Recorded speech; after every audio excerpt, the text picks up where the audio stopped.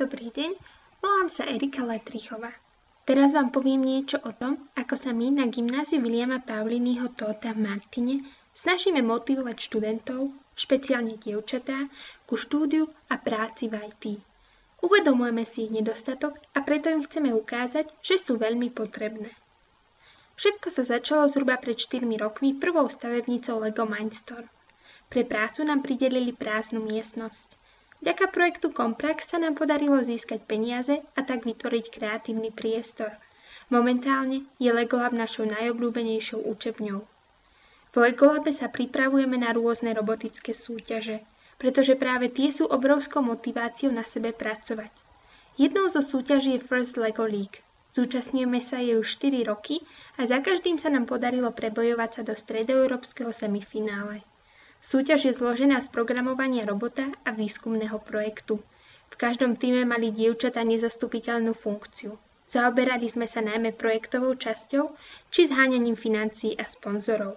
Z roka na rok dievčat v tíme pribúda, čo značí zaujímavosť tejto súťaže. Uvedomujeme si však, že vzťah k informatike sa vytvára už v detstve a preto sme sa rozhodli zorganizovať súťaže pre žiakov základných škôl. Minulý rok to bol IT Faktor. Zúčastnilo sa ho 18 základných škôl Martinského a Teplického okresu. Tu môžete vidieť Kiku Bardiovu, ktorá sa ho zúčastnila ako súťažiaca a dnes nielenže študuje na našom gymnáziu, ale je aj členkou robotického tímu. Ďalšou súťažou je robotická súťaž pre deti základných škôl s názvom G-Robot, ktorý sa konal tento rok.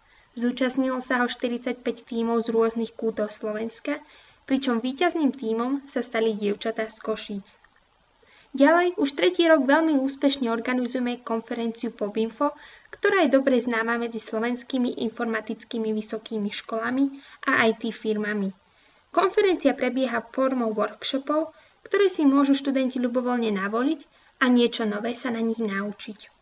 Každoročne máme vyhradenú špeciálnu sekciu pre dievčatá, pri ktorej nám pomáha organizácia IT v IT, za čo im ďakujeme. Dôkazom tvrdej práce sú celosvetové súťaže, na ktoré sa našim tímom podarilo dostať.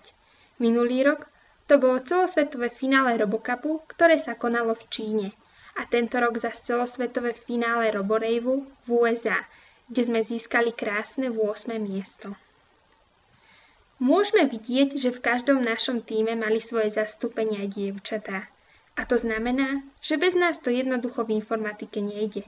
A preto sa jej netreba báť.